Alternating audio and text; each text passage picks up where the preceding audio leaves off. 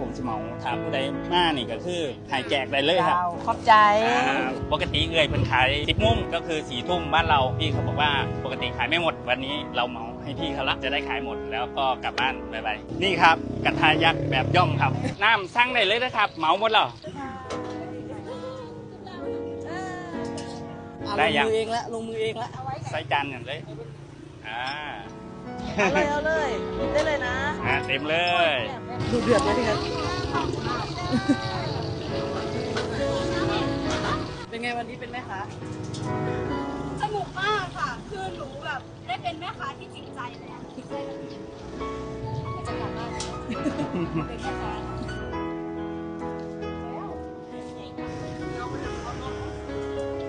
ขายแล้วนำตัวเองเก่งเด้อขายเก่าเด้อ ขอบคุณครับลูกศิษย์ห้ามเบิร์ดเหรอครับขายดีมาก เอาน้ำให้ อันนี้คือน้ำใจครับเพื่อนสิไปเอาน้ำมาให้คนเล่าเป็นนาฮักนาครับคือภาคอีสานของพี่กอดก็ยังสิแหละเพื่อนตอบแทนนะว่ามีหยังให้เพื่อนก็สิหาน้ำมาให้